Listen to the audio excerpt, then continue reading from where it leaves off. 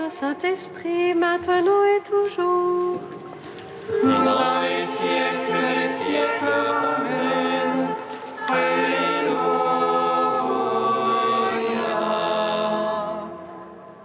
Roi du ciel, consolateur, Esprit de vérité, toi qui es partout présent, toi qui remplis tout, trésor de grâce et donateur de vie, viens et demeure en nous.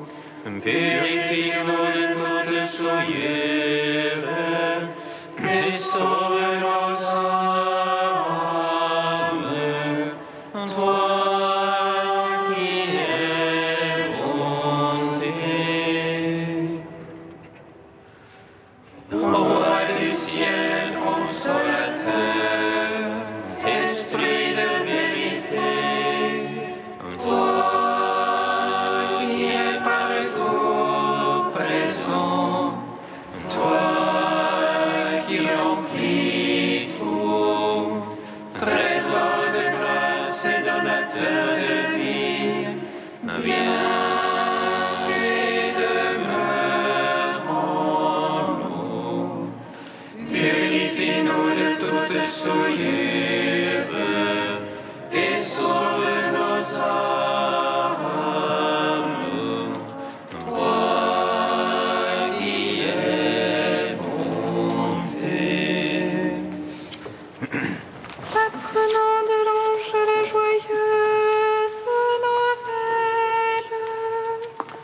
De la résurrection de notre Seigneur, rempli de force et de paix par le Saint-Esprit, les saintes femmes coururent annoncer aux apôtres: le Christ a triomphé de la mort, il est ressuscité, notre Dieu, pour donner au monde la grâce du salut. Apprenant de l'ange la joyeuse nouvelle de la résurrection de leur Seigneur, rempli de force et de paix par le Saint-Esprit, les saintes femmes coururent annoncer aux apôtres: le Christ a triomphé de la mort, il est ressuscité, notre Dieu, pour donner au monde la grâce du salut. Apprenant de l'ange de la joyeuse nouvelle de la résurrection de leur Seigneur, rempli de force et de paix par le Saint-Esprit, les saintes femmes coururent annoncer aux apôtres: le Christ a triomphé de la mort, il est ressuscité, notre Dieu, pour donner au monde la grâce du salut. Psaume 118, strophe 18. Brûlante est ta parole, Seigneur mon Dieu, c'est pourquoi ton serviteur l'a aimé. Brûlante est ta parole, Seigneur mon Dieu, c'est pourquoi ton serviteur l'a aimé. Au juste que tu es, Seigneur, droiture que tes jugements. Tu imposes comme justice ton témoignage, comme entière vérité. Le zèle de ta maison me consume, car mes oppresseurs oublient ta parole. Ta promesse est prouvée entièrement. Ton serviteur l'a chéri. Chétif que je suis et méprisé, je n'oublie pas tes préceptes. Justice éternelle que ta justice. Vérité que ta loi. Angoisse, oppression m'ont saisi, tes ordres font mes délices. Justice éternelle que ton témoignage. Fais-moi comprendre et je vivrai. Gloire au Père, au Fils, au Saint-Esprit. Pour les siècles des siècles. Amen. Brûlante est ta parole, Seigneur mon Dieu. C'est pourquoi ton serviteur l'a aimé. Psaume 40. J'irai vers le Dieu de ma joie, j'exulterai, je le louerai sans fin. J'irai vers le Dieu de ma joie, j'exulterai, je le louerai sans fin. Heureux qui pense aux pauvres et aux faibles. Au jour de malheur, le Seigneur le délivre. Dieu garde lui rend vie et bonheur sur terre. On ne livre pas l'appétit de ses ennemis. Le Seigneur le soutient sur son lit de douleur. Tu refais tout entière la couche où il languit. Moi j'ai dit pitié pour moi, Seigneur. Guéris mon âme car j'ai péché contre toi. Parlant de moi, mes ennemis me malmènent. Quand va-t-il mourir et son nom périr? Bientôt me voir, on dit des paroles en l'air. Le cœur plein de malice sont des blasphèmes au-dehors. Tous à l'envie, mes ennemis chuchotent contre moi. Ils supputent contre moi le malheur qui est sur moi. C'est une plaie d'enfer qui gagne en lui. Maintenant qu'il s'est couché, il n'aura plus de lever. Même le confident sur qui je faisais fond et qui mangeait mon pain se hausse à mes dépens. Mais toi, Seigneur, pitié pour moi. Fais-moi lever, je les paierai de tous ces gens. Par là, je connaîtrai que tu es mon ami. Si l'ennemi ne lance plus contre moi son cri. Et moi que tu soutiens, je resterai indemne. Tu m'auras jamais établi devant ta face. Béni soit le Seigneur, le Dieu d'Israël, depuis toujours et à jamais. Amen, amen. Gloire au Père, au Fils, au Saint-Esprit, pour les siècles des siècles. Amen. J'irai vers le Dieu de ma joie, j'exulterai, je le louerai sans fin. Psaume 42. Justifie-moi, mon Dieu, défends ma cause. Contre des gens sans merci. De l'arme perfide et pervers. Seigneur, délivre-moi. C'est toi le Dieu de mon refuge. Pourquoi me rejeter? Pourquoi maudire le chanteur? Acclamé par l'ennemi. Envoie ta lumière et ta vérité.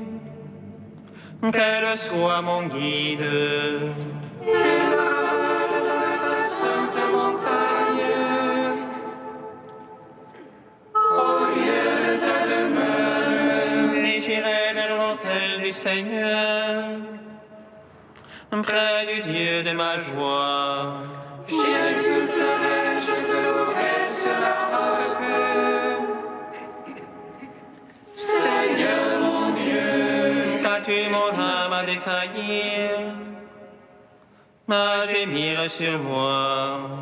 Esther mon Dieu, je le louerai encore. Mon Sauveur et mon Dieu. Au Père, au Fils, au Saint-Esprit. Pour les siècles des siècles. Amen. J'irai vers le Dieu de ma joie. J'exulterai, je louerai sans fin. Cantique d'Isaïe, page 282.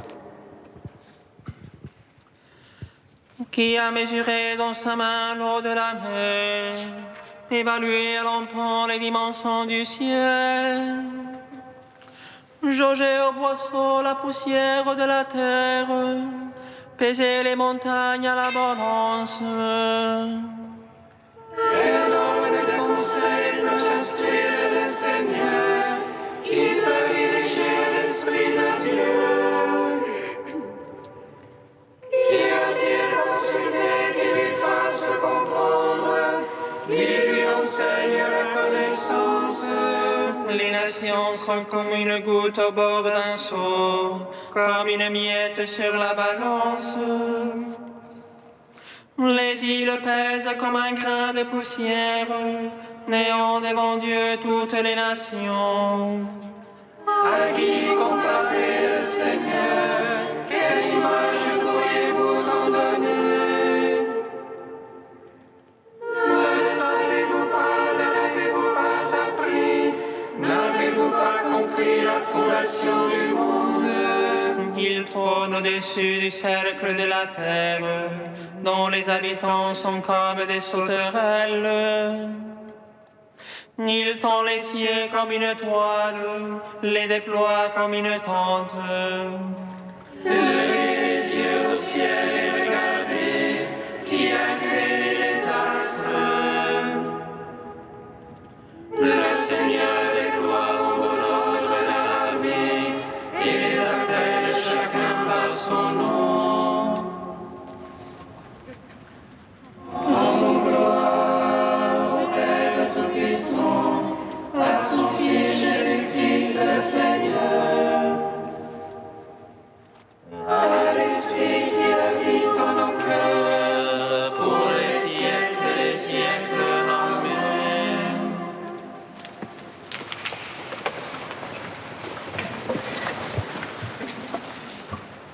De Paul Evdokimov, le monachisme intériorisé.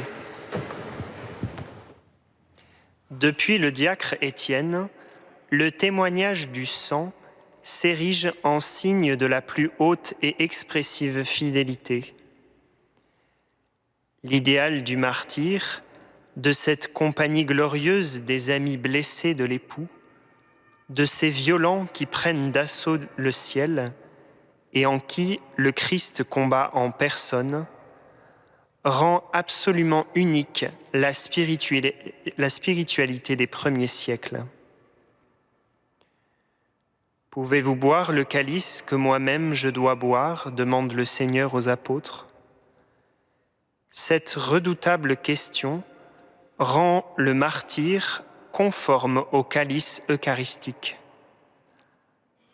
L'âme d'un martyr porte la présence toute particulière du Christ. D'après une ancienne tradition, tout martyr, au moment de sa mort, entend la parole adressée au bon larron, Hodie mecum eris in paradiso, et entre immédiatement au royaume. L'existence paisible de l'Église, protégée par un statut légal dès le IVe siècle, ne subira pourtant aucun dommage quant à la violence de son message. L'Esprit Saint invente immédiatement le martyr par équivalence. En effet, le témoignage que les martyrs rendaient à l'unique nécessaire passe au monachisme.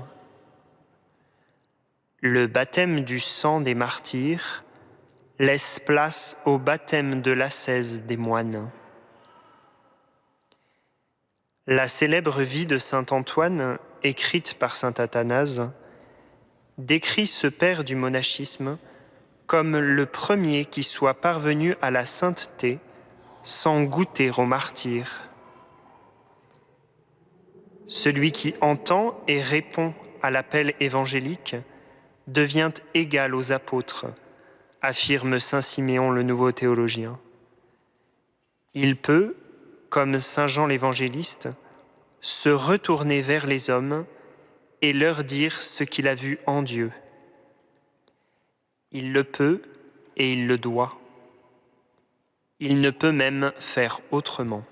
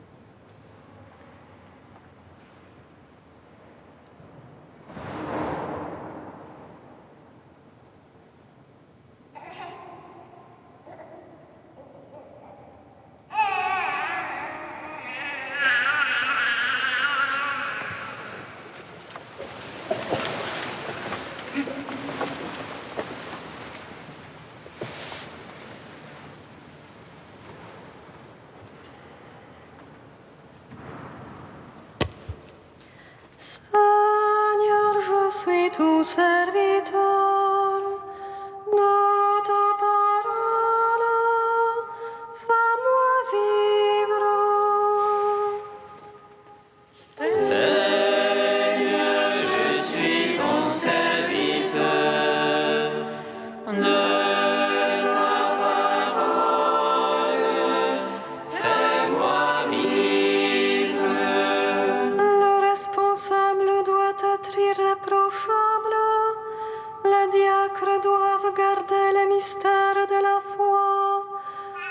une conscience pure.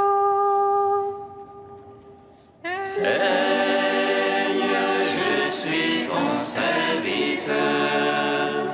De ta parole, fais-moi vivre. Lecture de la première lettre de saint Paul apôtre à Timothée. Bien-aimés, voici une parole digne de foi. Si quelqu'un aspire à la responsabilité d'une communauté, c'est une belle tâche qu'il désire.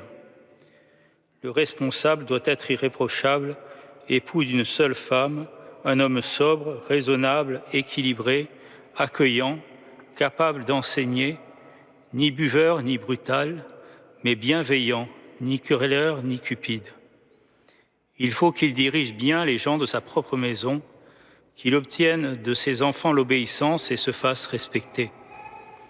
Car si quelqu'un ne sait pas diriger sa propre maison, comment pourrait-il prendre en charge une église de Dieu? Il ne doit pas être un nouveau converti. Sinon, aveuglé par l'orgueil, il pourrait tomber sous la même condamnation que le diable. Il faut aussi que les gens du dehors portent sur lui un bon témoignage pour qu'il échappe au mépris des hommes et au piège du diable. Les diacres eux aussi doivent être dignes de respect, n'avoir qu'une parole, ne pas s'adonner à la boisson, refuser les profits malhonnêtes, garder le mystère de la foi dans une conscience pure. On les mettra d'abord à l'épreuve. Ensuite, s'il n'y a rien à leur reprocher, ils serviront comme diacres. Les femmes, elles aussi, doivent être dignes de respect, ne pas être médisantes, mais sobres et fidèles en tout. Que le diacre soit l'époux d'une seule femme, qu'il mène bien ses enfants et sa propre famille. Les diacres qui remplissent bien leur ministère obtiennent ainsi une position estimable et beaucoup d'assurance grâce à leur foi au Christ Jésus. Gloire et louange à toi, ô Dieu vivant. Gloire et louange à toi, ô Dieu vivant.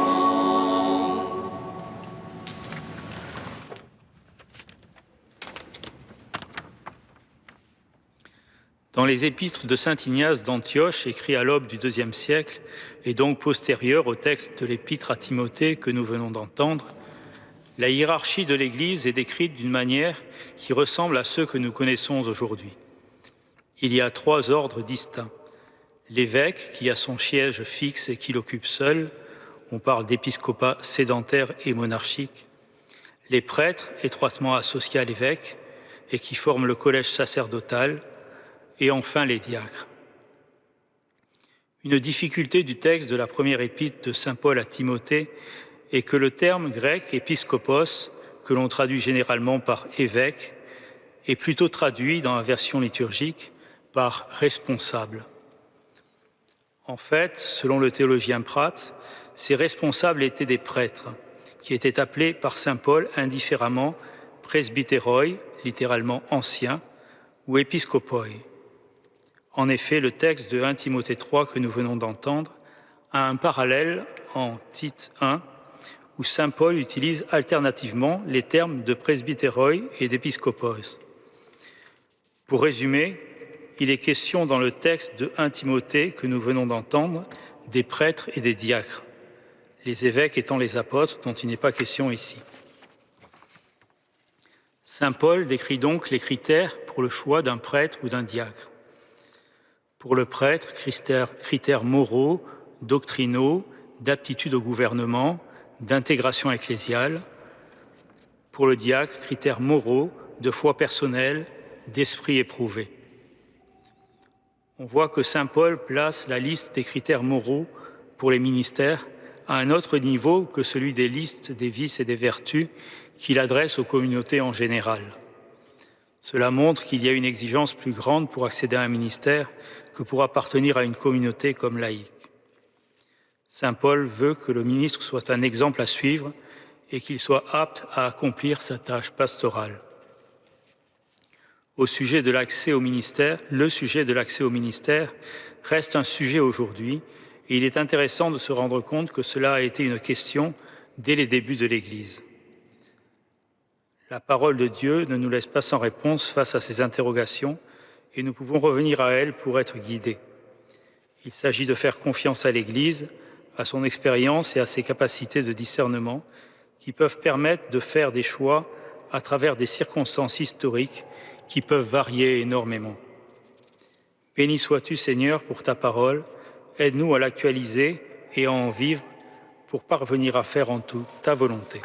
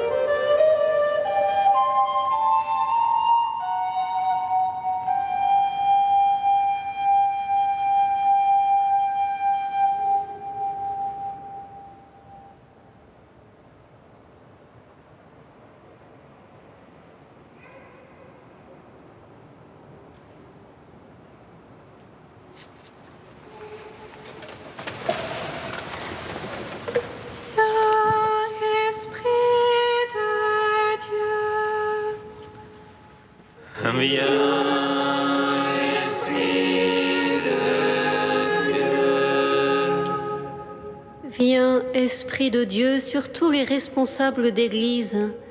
Ouvre leur cœur à une vraie collaboration avec les laïcs, hommes ou femmes, pour qu'un nouveau visage de l'Église se dessine.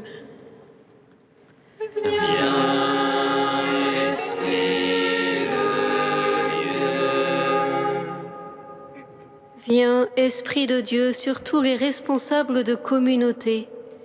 Garde-les de tout abus de pouvoir, qu'ils soient par leur vie entière de vrais témoins de l'Évangile.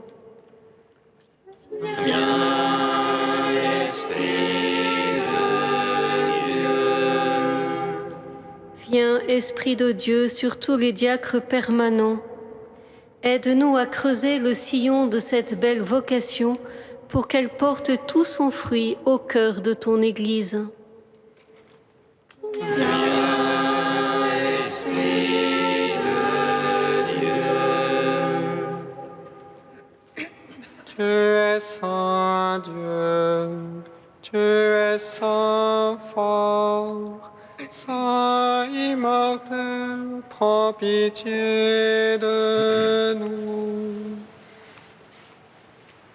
Tu es saint Dieu, tu es saint fort, saint immortel, prends pitié de nous. Tu es saint Dieu, tu es saint fort, saint immortel, prends pitié de nous.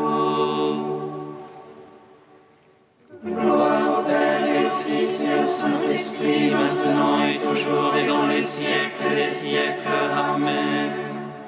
Saint immortel, prends pitié de nous. Tu es saint Dieu, tu es saint fort, saint immortel, prends pitié de nous. Ô Père, donne-nous des pasteurs selon ton cœur, nous te prions. Notre Père qui es aux cieux, que ton nom soit sanctifié, que ton règne vienne, que ta volonté soit faite sur la terre comme au ciel. Donne-nous aujourd'hui notre pain de ce jour. Pardonne-nous nos offenses, comme nous pardonnons aussi à ceux qui nous ont offensés. Et ne nous laisse pas entrer en tentation, mais délivre-nous du mal. Car c'est à toi qu'appartiennent le règne, la puissance et la gloire, pour les siècles des siècles. Amen. Dieu créateur et maître de toutes choses, regarde-nous, et pour que nous ressentions l'effet de ton amour, accorde-nous de te servir avec un cœur sans partage. Par Jésus-Christ, ton Fils, notre Seigneur et notre Dieu, qui vit et règne avec toi et le Saint-Esprit, maintenant et pour les siècles des siècles. Amen. Bénissons le Seigneur. Rendons grâce à Dieu. Amen.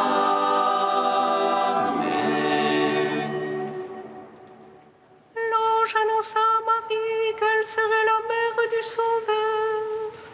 Et conçue de l'Esprit Saint, réjouis-toi, Marie pleine de grâce, le Seigneur est avec toi. Tu es bénie entre les femmes et Jésus, le fruit de ton sein, est béni. Voici la servante du Seigneur. Qu'il me soit fait selon ta parole. Réjouis-toi, Marie pleine de grâce, le Seigneur est avec toi. Tu es bénie entre les femmes et Jésus, le fruit de ton sein, est béni. Et le Verbe s'est fait chair. Et il a demeuré parmi nous. Réjouis-toi, Marie pleine de grâce, le Seigneur est avec toi. Tu es bénie entre les femmes et Jésus, le fruit de ton sein, est béni. Priez pour nous, Sainte Mère de Dieu. Afin que nous soyons rendus dignes des promesses du